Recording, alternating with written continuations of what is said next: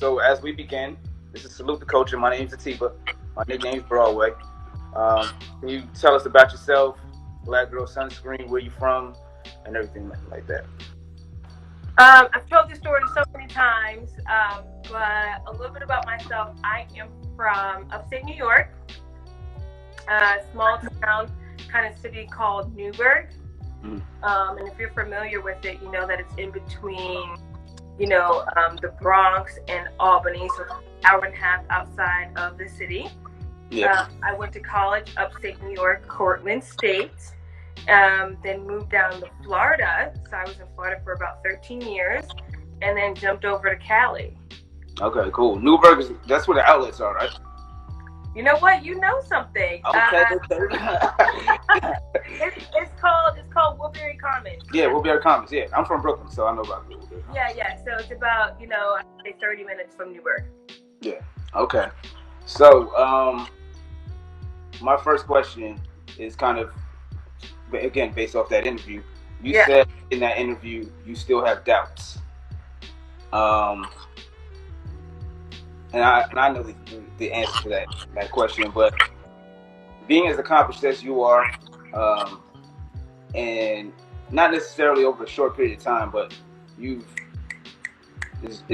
been taken off exponentially as you created the brand. Mm-hmm. Where does the doubts actually come from? I think the doubt is more the buy-in and still really changing the mindset of a culture that has been taught or not really taught much about sun care and sun safety. So, without the community being behind us, there's no Black Girl Sunscreen, and that's really important. So that doubt is just the disbelief, really. But we've been kind of shattering that and breaking that because of the traction that we're getting and because of the support that we've received in many different aspects. So I would say that was the most doubt that I've had. And then to just keep going, right? Because sometimes companies, hit walls and things like that. So I would say in that aspect, there's always doubt of, you keep up the momentum. As a human, can I, about six months just go, because Black Girl Sunscreen is, we're trying to change this narrative of it being an all-year type product, right? But it takes time. So season for sunscreens typically starts in March. So can we go from March to April, just balls to the walls? That it's doubtful because it's a lot. It's a lot every single day. So with that being said, what is, like, you saying balls to the walls? What do you mean, like, and be more specific in that particular phrasing? Balls to the walls, I mean. balls to the wall just means like slam busy. So okay. So we have two fulfillment centers. We have one in Miami, and then we have one on the LA side. So I'm heavily involved in the LA fulfillment center. And for example, our orders are pretty heavy right now. We were also on Good Morning America a couple weeks ago, and I mean, orders are strong. So if you think about having like a 5-person fulfillment team,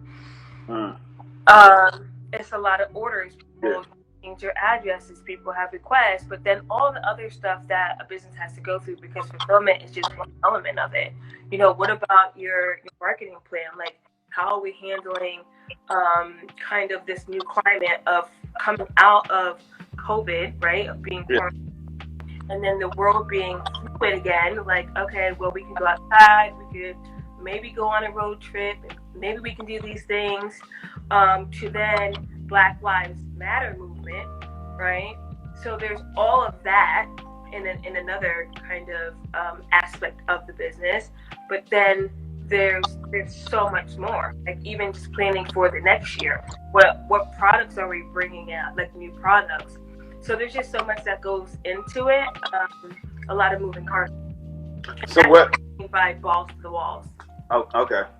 Yeah. So what you mentioned COVID, in this adjustment period within COVID. Somebody has a question. I'm gonna check that in a second. This adjustment period did COVID, did it alter anything as far as any type of release for because you said March is your busy March would be your busiest month, right? Or March, April. Did it alter anything as far as how you were doing business? Even though like reports have been out like December, did it make like an ultimate shift for you? I mean, real talk, right? I don't know if anybody thought that it was coming to the United States, even though it was in China.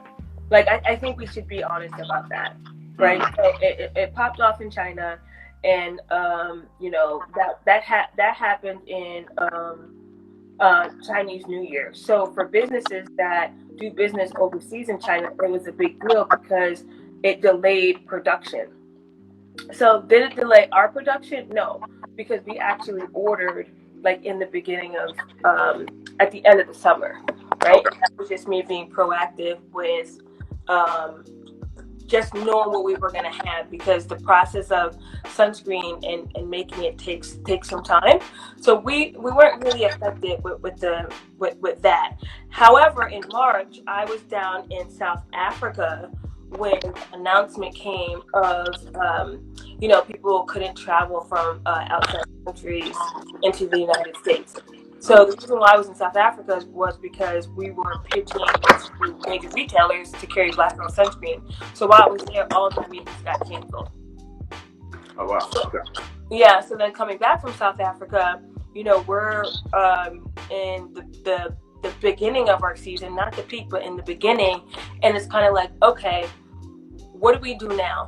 Because most people are either supposed to go on spring break or traveling during this time. Like, how do we change our voice? What's our narrative?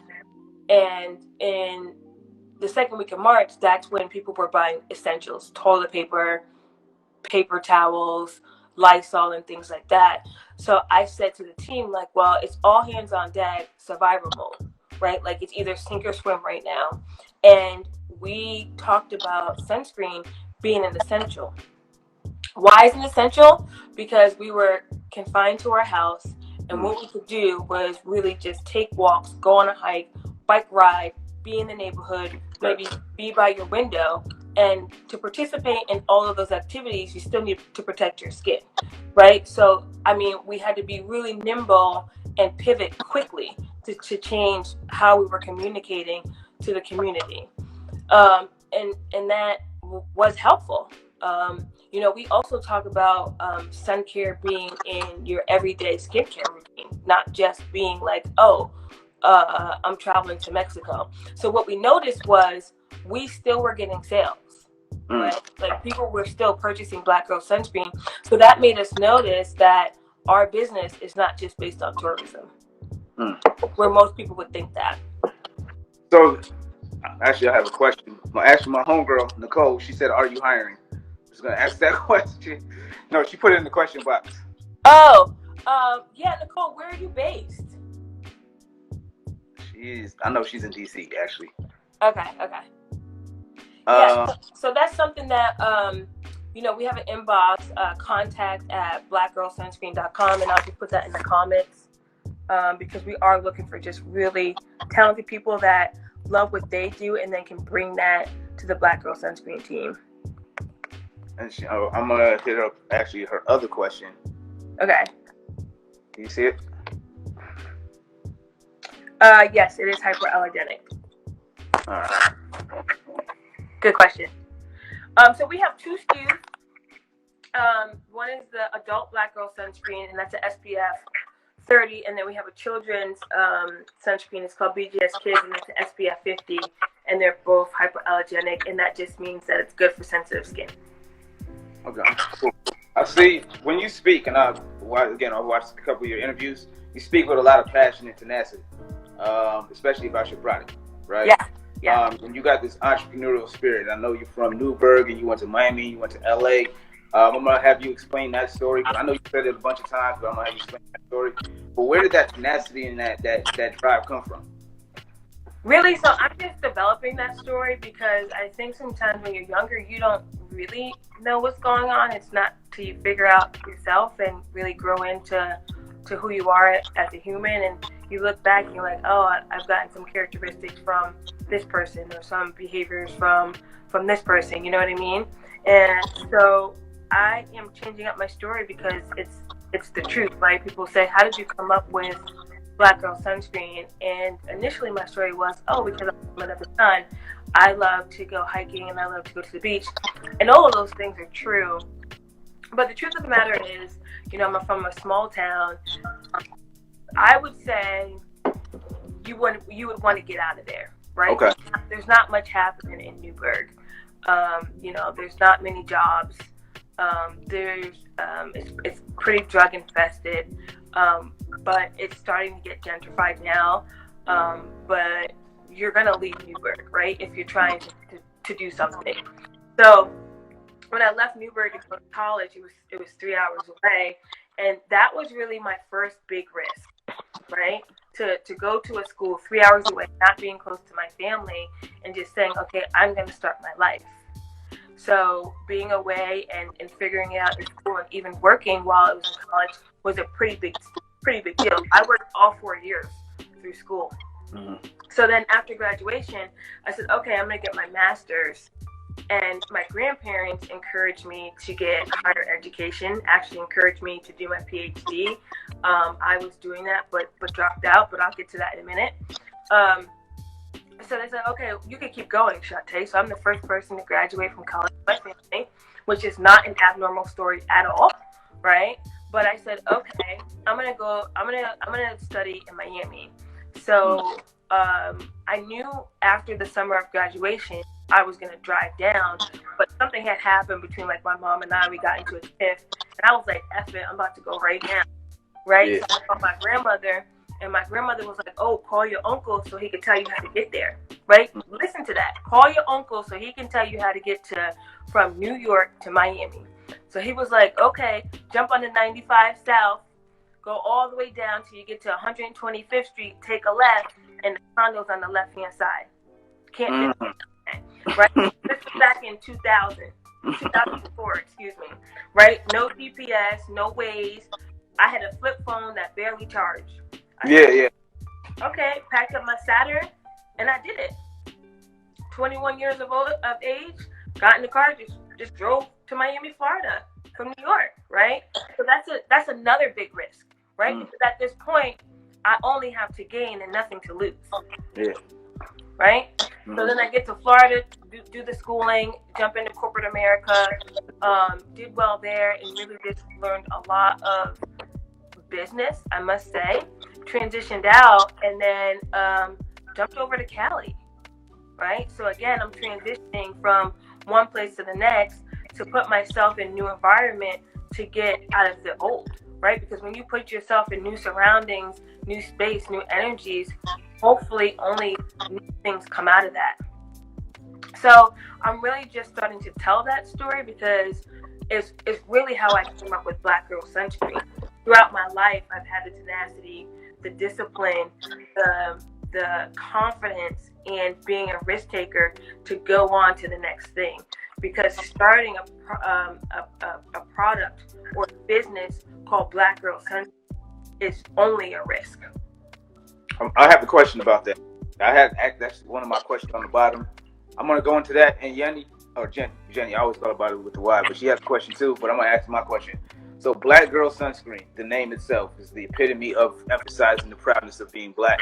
A lot of people who start businesses are scared to delve in that space because they feel like they're going to be not marketable to the masses. And you ran with it and you drove that. And why is that important to actually have that name, Black Girl Sunscreen? It's important, but did you get all of that I just said about how I even came up to Black Girl Sunscreen?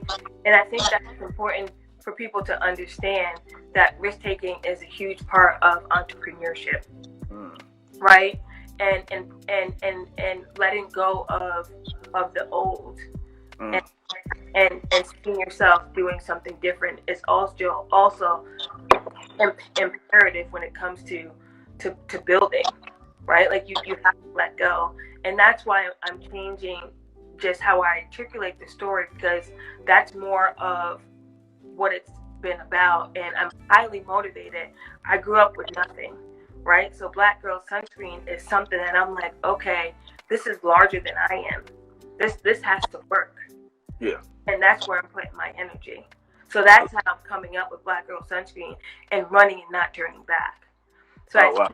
yeah, and I think telling that in a way that I'm telling it is completely different than, oh, I just love being in the sun, right? Because it's so much deeper than that. I'm gonna get to Jenny's question real quick.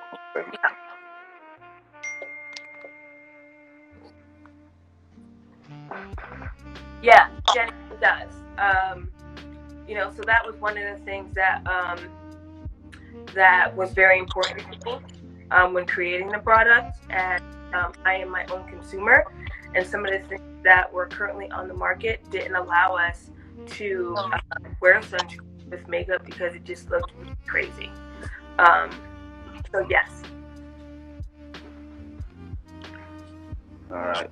Let me ask my other question. Betting on yourself. How important is to bet on yourself?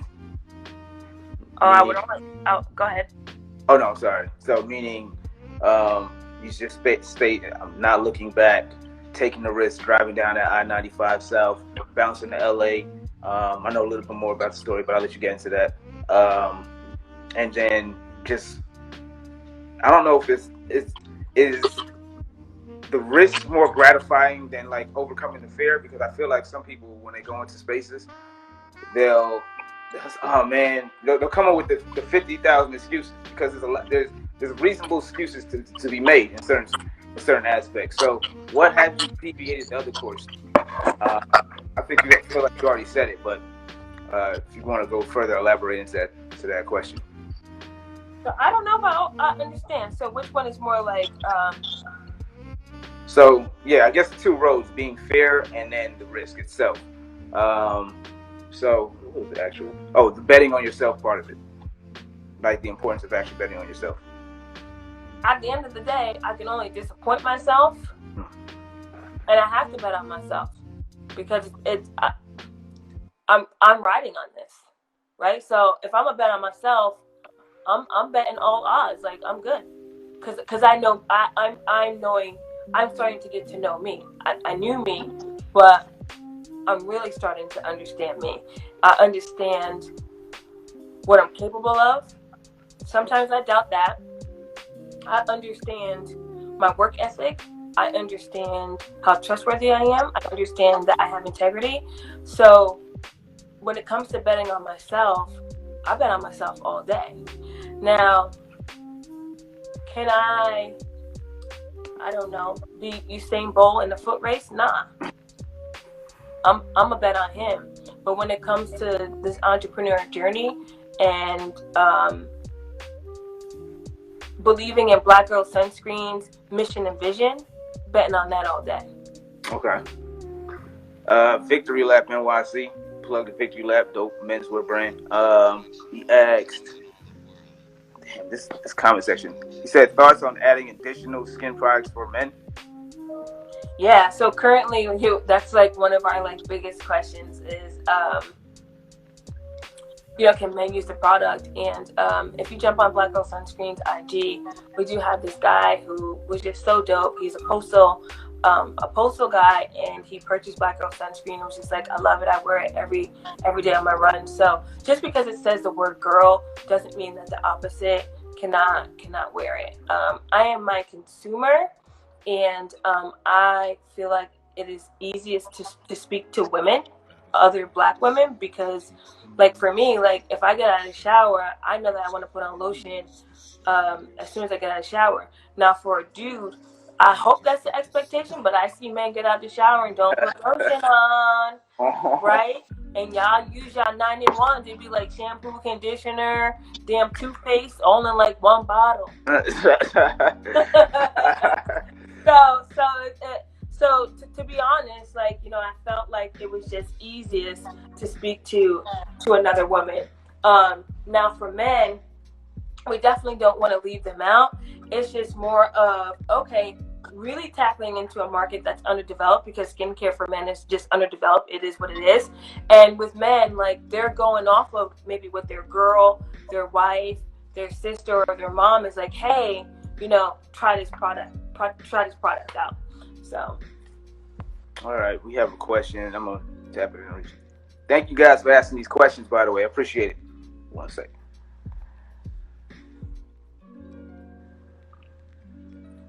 It's Gentle Lady Wash. How does betting on yourself work when you have to work and collaborate with others? You know what? So, I mean, I'm learning this. Like, I put a lot of trust in my team, and I cultivate a collaborative environment. And my theory is, even though I may be the driver, there's still somebody that's in the passenger seat. There's still an engine. There's still different parts of the car. So we all need everyone to be part of this moving vehicle. Like, at this point, without them, I can't get it done by myself. When I started in 2016, it was a little bit easier, right? But at the point that we're at now, no, I need strong people that are committed to what they're about, first of all, and then committed to what we're about. Now, am I going to bet on somebody? Sometimes when you have expectations for other people, you get let down. So like I said, at the end of the day, I have to bet on myself to find good people to bring around me. And then I know that care about what we're doing. So I want to take it back to something that you said earlier about starting out with the 9-to-5 job and doing that and grinding it out. How is important, because there's certain entrepreneurs with the entrepreneurial state of mind. It's like, yo, I can't do this this 9-to-5 thing. I'm supposed to be an entrepreneur. What tools did you take from your 9-to-5 life and then applied it to your entrepreneurial space? So much, actually.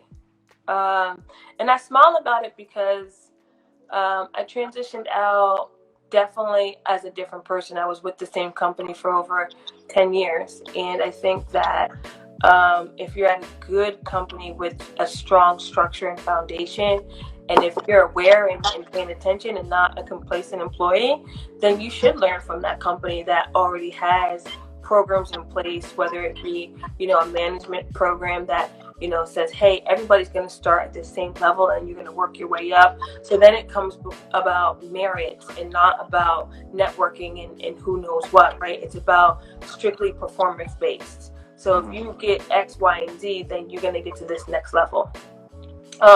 So that was one thing that I took notice. I haven't necessarily incorporated it, but I took notice, right? The next thing is like, okay, what are some of the departments that are needed to run a business?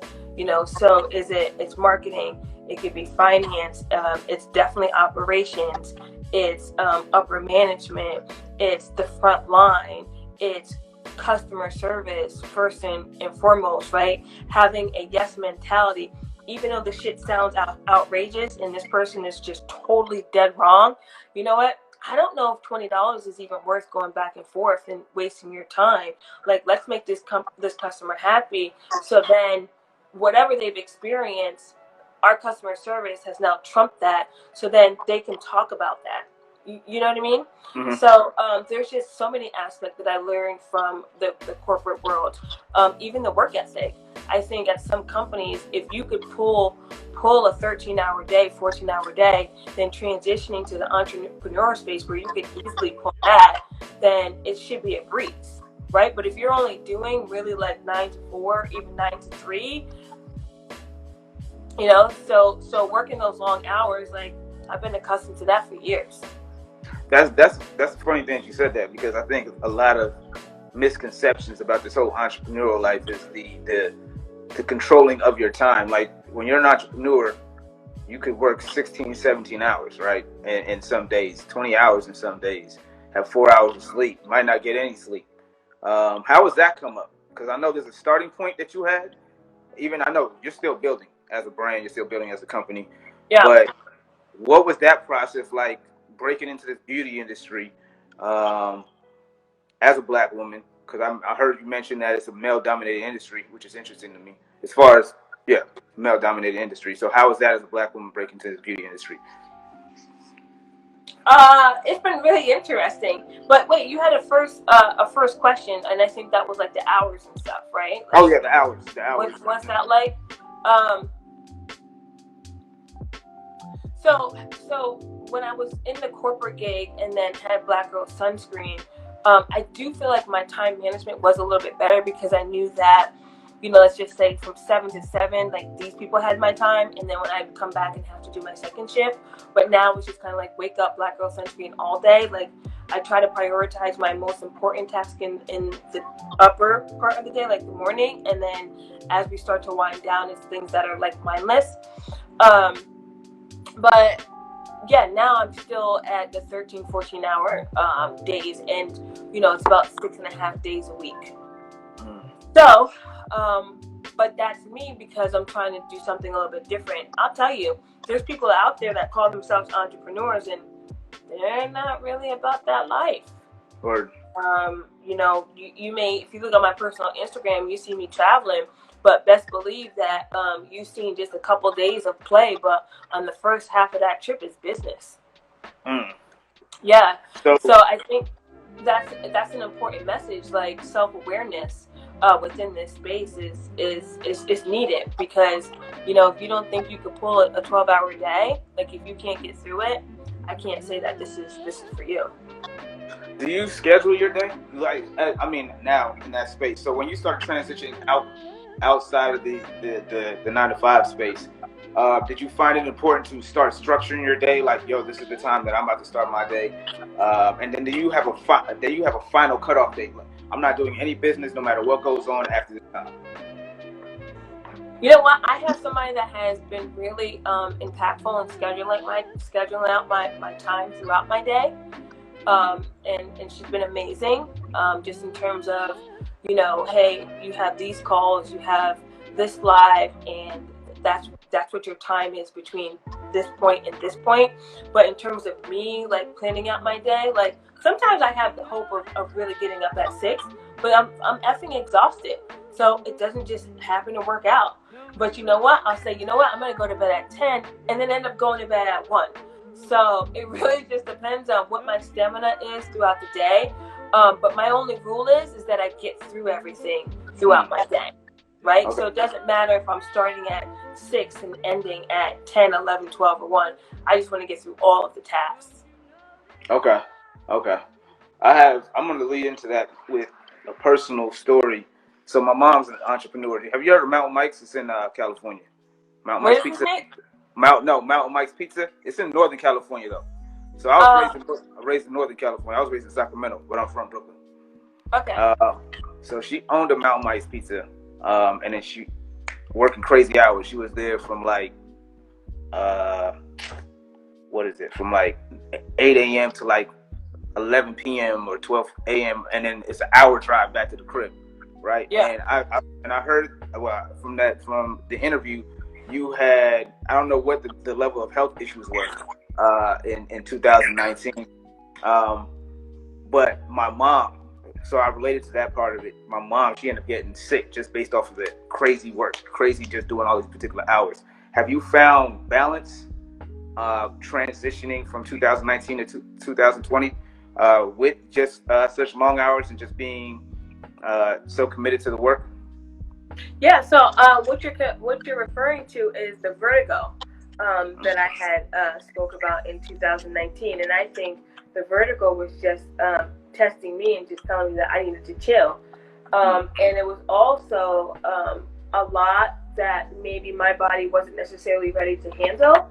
And to answer your question, and I don't want to talk it up, but I've been pretty good because the volume that we had last year, I mean, we're superseding that now, but it's all something that I'm like mentally prepared for, because in my mind, if it was like, okay, I'm just throwing numbers out there. So if we're selling through 20,000 units in March, I know what that feels like. I think when those attacks were happening, I didn't know what that felt like. Okay. But I think I'm just physically prepared and mentally prepared for it now. Okay. Yeah. Because I feel like there's this misconception about this grinding, right? But I think it's also important that you have some self care within that grinding space, because this entrepreneur game is very hard, Yep. and if you are the pillar of that, um, it all there's no pillar if there's no body. You know what I'm saying? And your health is what's going to actually maintain for you to kind of pursue even further. Um, I want to make time because this thing cuts off at the 58-minute mark. Mm-hmm. So you just were written up in the Forbes article in receiving a $1 million investment, right? So what was that? I know you talked. How was that feeling? I would say I remember you saying something in an interview about the greatest feeling was, I guess, your first order with Target. I mean, big box retailer, yeah, it was Yeah, big Target. box.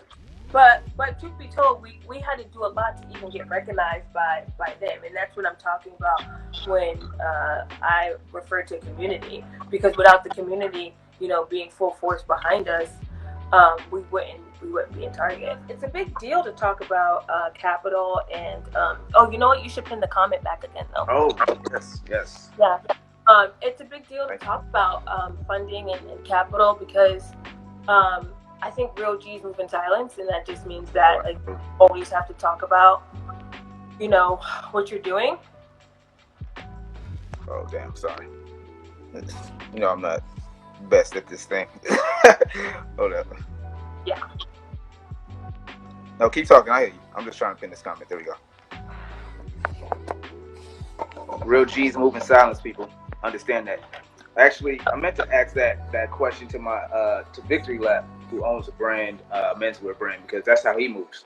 So, what is the importance of moving in silence? What's the importance? Well, I think sometimes like you gotta wait till things like legitimately happen, so you don't say like, so say you're like launching in a store, you wouldn't really talk about your launch so the product is actually on the shelf, right? So you just have to like wait for things to happen, and then when it comes to the funding, doesn't matter that we got this funding, but it does because the demographic, female entrepreneurs, we are the group that receives the least amount of funding. So look at it from that perspective. It's important to talk about because we are out here still securing the bag. So that's why we decided to announce it, and then we announced it during a time where it was tough, right? It was right in the middle of growth. At the beginning phase, right? Really at the beginning as far as U.S. is concerned. Yeah, so that means that like not everybody is impacted negatively, right? So it wasn't about boasting. It's just like, hey, we're doing something a little bit different, and it is because of us changing the narrative. It is about who our financial partner is, like, so all those things really matter. So so it goes into what you were just saying, changing the narrative. The concept that everyone's been talking about, canceling 2020 based on all the travesty that's been happening during 2020. And you decided to announce this big major accomplishment to really provide an emphasis on changing that narrative. Why is it important to change that narrative? Because realistically, we still have 6 months in the year. And I have an optimistic perspective on life, on business, and I think that you can overcome the bad. Sometimes you got to take a couple steps backwards to go forward. So 2020 isn't canceled. We look at what happened in Minnesota, but with that we've had some heightened awareness with black-owned businesses. This is major for black-owned businesses. Record-breaking sales for emerging brands right now. The month of May, June. So this is 2020 isn't over. We still got all summer, and that's how I have to see my season. We still have all summer. People have been cooped up in the house. What are they going to do? So So no, I don't think that 2020 is canceled. I think it was more of a mental thing. People are sad. People are upset that this is how a new year has started. You have I don't know if I don't want to call it nomadic, but you've made transitions from different states, New York to Florida, back to Florida, to LA, back to Florida, back to LA. Um, some people is make. I guess it goes back to the fear. Some people scared to make that jump. I'm personally the same way. I could really just move anywhere and be okay.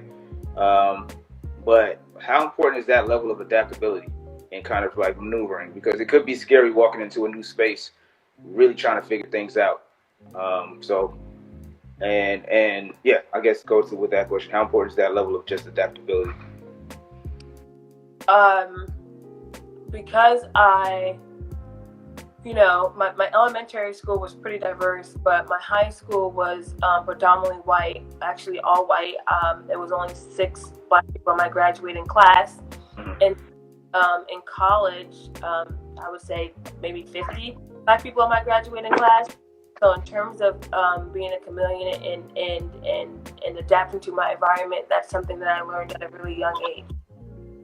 Now, is it easy for everyone? Not really. That doesn't mean that I was always comfortable either. And then even being in the corporate space, it's adapting to whatever their rules are and what their standards are, whether it's, having to have, straight hair and not a fro, right? And being not necessarily attacked, but approached with microaggressions. Changing your vocabulary to speak and rub elbows with upper management. And if you're not able to do that, management material. So I think adapting has been ingrained in me a really long time, and I think it's important to go further. That's all I will say. In any space, whether it's just being friendly, saying hello to new people. And then when we talk about moving to new spaces, new cities, adapting to that lifestyle, is it fast versus slow? Like, what's that diversity like? What is, for me, Miami didn't have really strong Black female entrepreneurial space, but here in Los Angeles it does. So I had to get out of my comfort zone, reach out to Black business owners, female business owners, attend events that I wouldn't normally like. Well, I didn't have them in Miami, but like just putting myself out there, adapting to this new environment because that's what I wanted to do, and that's what that LA had that Miami didn't have. So again, it's going back to the risk taking. Like, they may not like me, but this is the chance that I have to take. I didn't get too much into this. Did you, when you consider yourself launching your entrepreneurial space via the internet, right? Via like social media? Absolutely, without a question. So when you launched your brand, did you launch it straight out? Did you go to trade shows? What was like the steps of your actual launch? Samples out? How'd you test your product? No. When I came up with the idea of Black Girl, I said we launching this shit on Instagram. I see everybody else launching their online boutiques with knockoff, clothes from wherever they get them from. Yeah.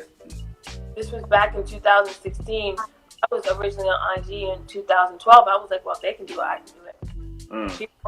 Right? And it was just about putting up, nice, clean, sharp images. And then, taking it a step further is like, okay, there needs to be word of mouth referrals. So how do you do that? Let's just start local. Make a local footprint. Doing the trade shows in South Florida, or even going up to North Florida, Georgia, anything kind of drivable, and that made sense financially. Really penetrating the airwaves in South Florida, getting on the radio, doing different podcasts. It didn't even matter if the podcast was one download. It was still an opportunity to be heard and to be on somebody else's platform. So Black Girl Sunscreen took really full advantage of every opportunity that came my way. How do you maintain that with the full-time job? Just doing it after hours. Mm. Yeah. Okay. Again, I forgot to remind people on this. If you have any questions, please feel free to drop it in the question box. Again, I can't see all questions in the comment section, so if you have questions, there hasn't been any so far, drop it in the question box. Let me hold up, computer, don't die. A few questions on that first time, and it always is like, yeah, whenever you have to reconnect, it's always kind of just like weird because, you know. Yeah, exactly. Oh yeah, exactly. You got people coming in and dropping out. Yeah. The Black Dollar, right? I heard you reference it before. Juneteenth is coming up. There's been a lot of like messaging out there in regards to that particular date. I did some research on the actual Black Dollar staying within the community, and I heard it was like 6 hours. In some communities, it's 28 days. Other communities, it's a different amount of days. How is it important, especially during this time, especially with all this awareness going on, right? To keep circulating that Black Dollar, so businesses like yours or business like mine or any particular product can grow and progress and start building these communities. And doesn't necessarily have to be specified in I'm just targeting Black people, right? But just more so building more successful Black businesses globally. So, you know, a Black Girl Sunscreen is not an anomaly. You understand what I'm saying? It's great that you broke into this industry, but we want to see more Black girls, like their own version. You understand what I'm saying? So how's it important for that particular Black Dollar and just you being successful? How's it important for you to continue to success? You know, I it's a little bit less than the 28 minutes. I thought it was 6 minutes. I thought it was actually really, really low. But I think it's important because this is how we're flourishing. But I'll be honest, like we're not used to it. I had a conversation with my uncle, OG. He's 60 years old. You know, when he goes out, he wears linen suits and like Stacey Adams. If you understand what I just described. So old player. Yeah. So we were talking about his friends owning businesses in the 80s, and him being in New York City, and you know, the bodegas being owned by you know who they were owned by, and even hair stores being owned by Asians. And so his homeboy had a store, and he said, you know, the Black people wouldn't even shop with him. They would go right to the Arabics and buy whatever they was going to buy from him. So he said, so this has been going on for a really, really, really long time. You know, starting back to 1980. And he said, so it is about time that this generation does something. Talking about our generation, you know, how are we changing that? Are we taking the risk of opening up our own shop? Are we challenging the business owners that are monopolizing the hair care space, for example, beauty supply stores, right? I know beauty owners that have beauty supply stores, but they're being blocked from buying bulk hair or bulk anything because this other group has been dominating that space for a really long time. So to circle back and answer your question about how important it is, it's extremely important because this other culture is capitalizing on us, right? And black women will go above and beyond to get their hair done, their nails done, their lashes done, right? They're gonna find a way. So then why does it need to go elsewhere, right? And in terms of our business and other Black businesses, it's essential for the community to be behind this because if not, we won't survive. It's not another group that's supporting, because we're actually talking to a particular consumer. I feel like people underestimate the power of Black people. I feel like in certain aspects of conversations that I have, Victory Lap, I'm going to get to your question, because I have people who really are afraid not have people, but I know people who are really afraid to kind of corner that market and be comfortable in that. You understand what I'm saying? Because they're like, I don't want to be typecast as cornered in this and that and the third. I was like, it's not about being typecast. It's about necessarily providing a great quality, and people recognize great quality. It's not anybody's going to jump to great quality. You understand what I'm saying? So hold up, I'm going to get back to Tay's question. So random thought while you look at his question. You know what gave me goosebumps? The first verses that I saw on IG Live, it was Eddie Riley versus Babyface. Okay. And the reason why it gave me goosebumps is because I think there were like 500 viewers on that versus. Okay, Erica Jill Scott had about 1,000 viewers, and what that meant is that at one time, for 3 hours, Black people were on this platform supporting other Black people. Now, those 700,000 followers, they may have an IG account, but they're not all active. It's not, right? Yep. So that's a fact. Yep. So that just means that how much influence do we have? Because that's a lot of people. That's a lot of people. That's a lot of people. To be anywhere for 3 hours. Yeah, that's a lot of people. So it's almost the same thing as when Obama was trying to get elected. Grandmas and grandfathers born in the 30s was like, oh, this is going to be our first Black president. I'm going to vote. Now, what if we move like that all the time? And that's why that verses gave me goosebumps. Because I said, when we come out, we show up. I mean, you can look at it now. I mean, even though these are small steps, the protests, right? It's, I mean, what I don't even know how, was it 16 days in of this particular protest? They just did a trans, I feel like it's in LA, Los Angeles, they did a Black Trans Lives Matter protest in Los Angeles, and it's about time for that as well. The largest protest in our time, bigger than Rodney King, because it's nationwide. Yeah, absolutely.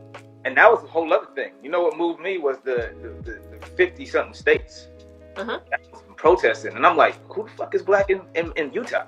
You know what I'm saying? Like, but it's not just Black people. You understand what I'm saying? Like, people are starting to get it. Because as Black people, you feel isolated. Like, the story that we tell is a real story. It's a real story. And we tired of talking about it. And the fact that other people are starting to be receptive, it's a shift. We still have a long way to go, but it's a shift. I'm going to get to Victory Lab's question. It says, can you discuss any challenges you've had with scaling your business? Black Girl Sunscreen has been super fortunate about like the things that we're doing and how we're moving. I think it might be like a mental thing for me, how much I could actually take on and what I can do. I mean, I have people around me that are pushing like, go to this retailer, or you need to have, more products. But I think it solely just comes down to me. Like, you ask me who am I betting on? It's me, and I bet on that I can only do this much. So just chill out. I don't know if I'm answering his question or her question, but in terms of scaling, it's truly about having those systems in place, knowing that you have the inventory, knowing that you are able to adhere to deadlines, knowing that you're taking it from a home operation to something that is bigger, and you do have to answer to somebody now, right? Because entrepreneurship, it's thought that you don't have a boss, but when you start to work with these corporations, you do have to communicate with them. You have obligations. It's a partnership. Absolutely. I'm gonna just hit up the comments of people. The Free Club says, "I love Black Girl Sunscreen." Shout out to the Free Club. Thank you. A lot of people co-signing what you were saying you better preach. And then my man Tone is on here. He said, "When we come out, we show up." I guess he liked that part. You know what I mean? I mean, it's the truth, though, right? So we can look at elections. We can look at who can get elected and who does. And when you don't have that Black vote or POC vote, it's going to be hard. We may only have or be 15% of the population, but that's a big chunk. Absolutely. Well, we might be only 15%, but the influence is absolutely global. We tapped into every culture. We have a culture considered hip hop that's only been around for almost 40 years. I think it's 41 years old.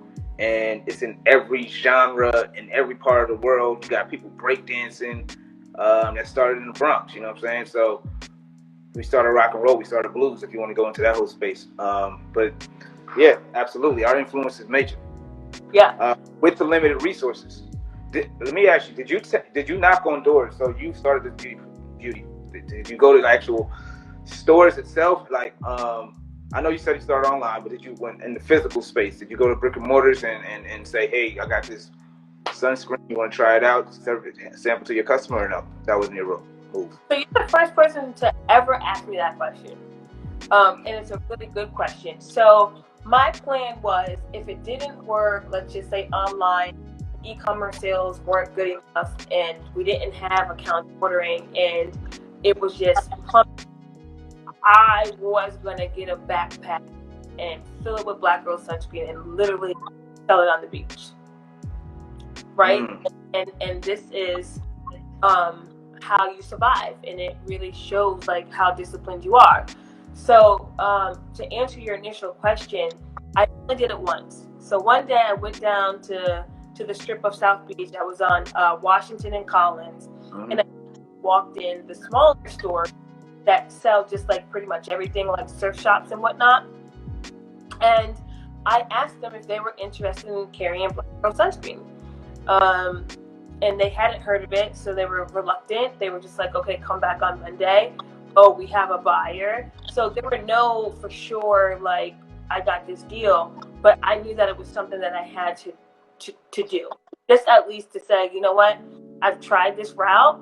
It may not have been successful, but there's actually processes that still need to happen, even if it's a smaller store trying to get the product in there. You speak on process. You discussed earlier that's the natural ingredient. I want to get into why I look oxybenzone. You know what I'm saying? I'm paying attention. I want to get into that, but I also want to know the process of you developing your product. And what was that like? Because and like, what was the trial and errors that you was like, oh, this works, this doesn't work. Yeah, it was literally like how I said, okay, when Black women get out of the shower, they put on lotion because we don't want to be ashy. We want to have dry skin. We want to have soft skin and moisturize. So that was a prerequisite of creating Black Girl Sunscreen. The number one quality that the sunscreen needed to have is that it didn't leave behind any type of residue, because that's why women of color are not wearing sun care. And fast forward to 2000. Benzone is being banned in sunscreen. So, the state of Hawaii was the first to ban it, and then the city of I'm drawing a blank. It's the Key West said, hey, we're no longer allowing sunscreen with ingredient oxybenzone to be down here. So I think it's just a matter of time for other locations and areas to jump on the bandwagon. So pretty much oxybenzone is harmful to coral reef.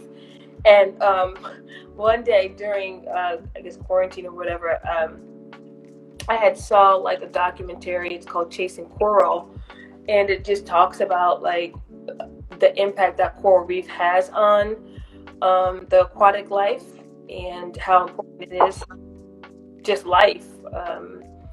Marine life, because people eat fish to survive.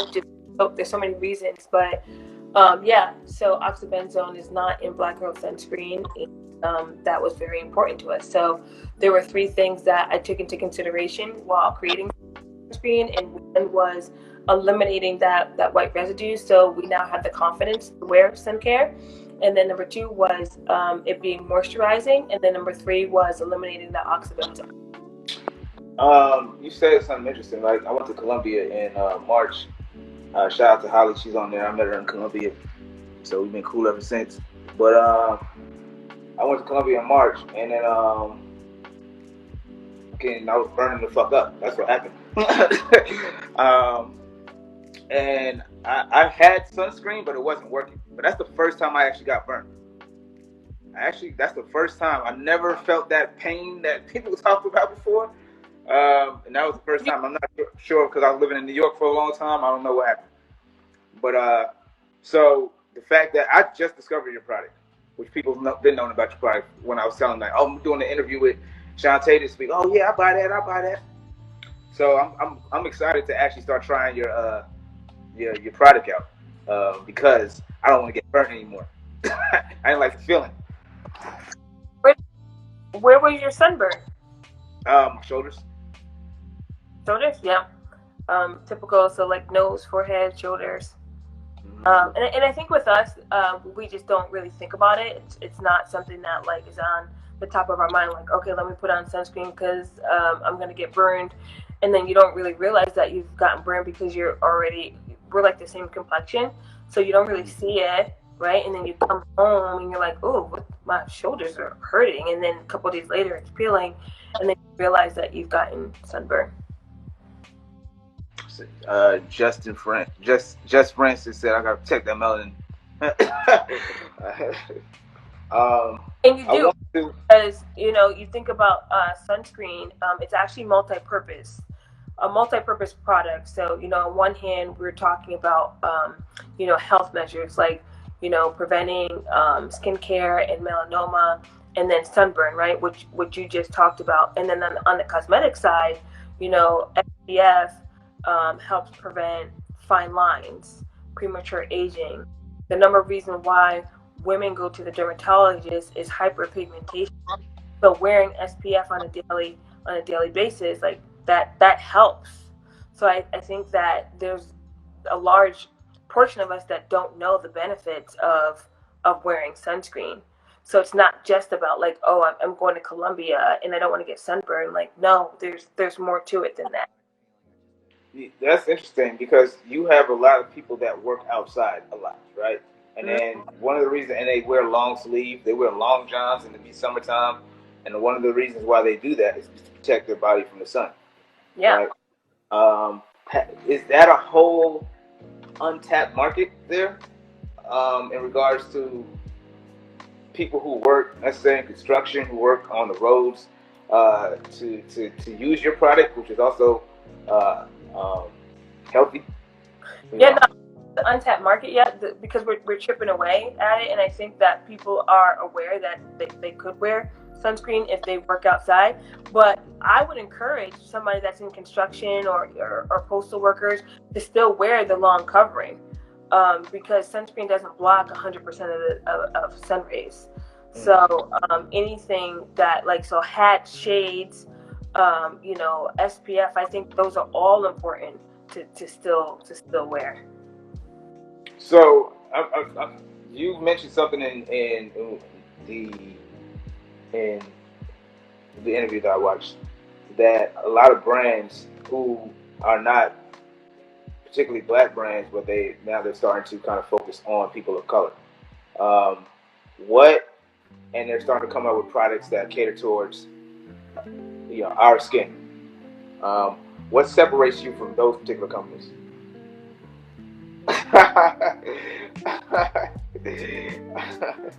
I don't even have to go into it, really. You can't mimic it, right? You can't mimic what's coming out of me naturally, like that passion, and to be able to say, hey, this isn't, we have you in mind right now. So whoever is now talking to you didn't have your best interest. Okay. So that's different. So this here is the first thing, and then the second is, hey, don't be fooled. They weren't thinking about you before, so why now? And then also, our products do what they say they're supposed to do. They make you feel good and look good while being protected in the sun. And our consumer is really excited to whip out their Black Girl Sunscreen, right? So that says something. That it says many things. Like they're supporting a Black owned brand. The brand serves as as empowerment and inspiration, and they want to be part of that movement. They want to be part of something that hasn't been done before. So that's the difference. We have a voice when it comes to connecting to our consumer, and I can't say that for all general market sunscreens. I know walk down the aisle of our big box retailer partner, we speak to you when you walk down that aisle. There's no misconception of who the product is for. I have this deviating from the questions around the sunscreen. It's more so about being a Black entrepreneur, providing opportunities for other people. Now, I believe when it comes to getting people around you, it's about hiring the best. So hiring the best doesn't necessarily cater to ethnicity. It just means the best is the best is the best. Yep. But I'm also a firm believer in giving the best of us, meaning Black people or people of color, an opportunity. What do you think about that? Because I've walked into a lot of I've walked into numerous spaces to where you have high profile Black execs or CEOs, and they're surrounding people that are around them don't necessarily represent the same face. And I've always particularly had a problem with that because it's not about necessarily those people aren't qualified. It's like, hey, damn, ain't none of us qualified? Like, somebody got to be qualified in that. So what's your take on that whole spin? I've been fortunate enough to have really great people that look like me on the team. It's not per se that's what I'm looking for. It just is kind of happening like that.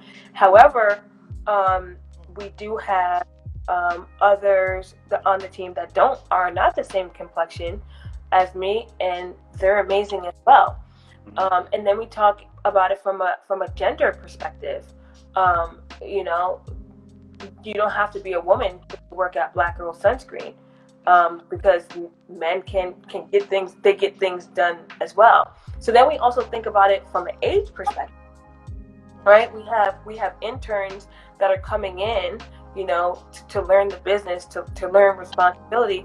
But then we also have executives that are older that have that experience. So in my mind, it's not just all one that makes it go. We need a variety of different mindsets that's going to make this company flourish. Okay. Speaking of which, you know what? I'm not gonna pick. Oh, sorry. It's that old man syndrome. I was gonna say, if anybody knows young people, are you accepting interns now? Yeah, I have like 3 on tech, and they're doing a really good job.